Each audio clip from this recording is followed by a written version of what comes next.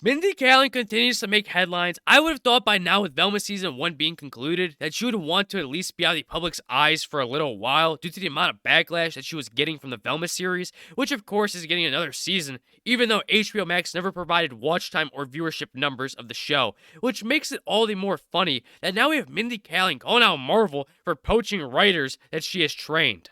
As we get into this article from Fandom Wire, Velma star Mindy Kaling gets trolled after complaining Marvel has poached all the writers she helped train. That's one good start that we are seeing here with Marvel, but they still have a long ways to go, especially when it comes to characters that people want to see on screen, as well as with the quality of their movies. Continuing on, Mindy Kaling is a famous actress, screenwriter, and producer famously known for voicing the genius Scooby-Doo detective Velma in the show Velma. Though the show is a super failure as the critic rating is going to be lowered more, and the fan reviews also hit rock bottom. The show was so poor that people were fascinated as to what was the reason for such a failure, and many forcibly watched it.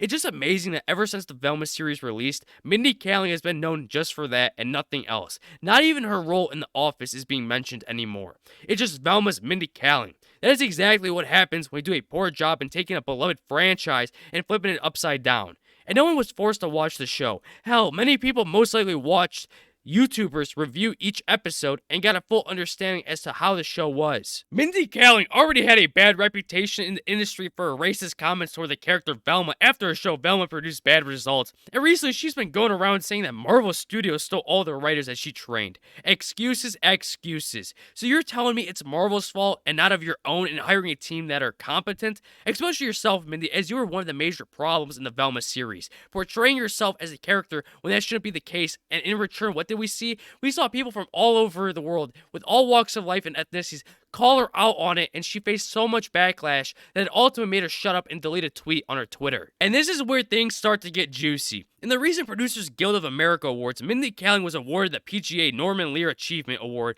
and she had many things to say on stage after receiving her award. Firstly, she thanked her parents for all their hard work, her production company, and many others. Mindy Kaling continued to express her gratitude towards producer and screenwriter Norman Lear, who has paved for today's generation. But her next statement, directed towards Kevin Feige's Marvel Studios, was one that shook up all the Marvel fans and enraged them, as she said. It's so excited to find and train these new voices, and then watch them get poached by Marvel. I don't know about you, but this seems to me like an absolute win. Marvel finally realizing issues within their writing department, and I'm no surprise they were trained by Mindy herself. And the only thing that Mindy has been known when it comes to writing are rom-coms, not these superhero movies. And people all on Twitter have great responses. All these responses coming from a Pop Crave tweet, having people say we don't want a Velma repeat. I don't think no one does. And she just keeps on getting destroyed. Having this person saying, I don't know why she's speaking, she wrote Velma. And others saying, well, if they've learned from her, no wonder Marvel sucks now. If Marvel's actually poached many of these writers that Mindy has trained herself, it's no wonder why Marvel has been doing dog caca these past few years.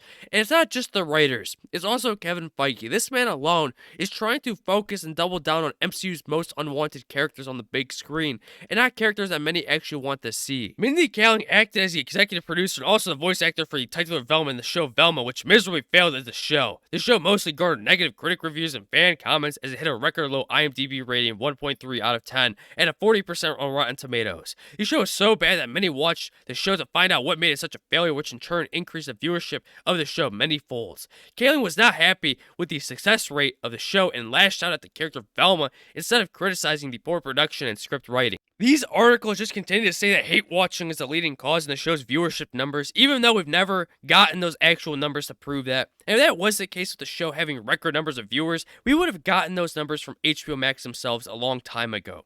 And of course, she wouldn't be happy with the success of the show because it'll forever tarnish her career. That's what happens when an executive such as Mindy Kaling was for Velma series, hiring incompetent workers and writers and having them go through with their plan. And if this is true with having Marvel firing writers that were trained by Mindy Kaling herself, it is no wonder that Phase 4 was trash, and even Phase 5's kickoff with Ant-Man 3 is still not looking good. Now the thing is that hasn't been answered just how many of Mindy Kaling's trained writers were in Marvel. It could be a couple, or it could be a lot. And when you take a look at the Nielsen ratings, Velma is seen nowhere. And keep in mind that the series released on January 12th, where this chart is from the 23rd to the 29th of January, leaves Velma with plenty of time to gain watch minutes alongside having multiple episodes, but it is nowhere to be seen. But what do we see? We see The Last of Us breaking top 6 with having HBO Max themselves releasing numbers after each episode when it comes to viewership. And with Velma, you don't see that. But yet you will continue to see both articles and small amounts of individuals defend this show, saying that it's a success, without having the numbers backing them. All the furthermore proving that this show is a complete disaster for HBO, and who knows how much money they've lost, especially with it being an animated series. With all of that in mind, I'd like to know your guys' thoughts in the comments below, and don't forget to subscribe, like, comment, and share, and I'll catch you on the next one. Bye-bye.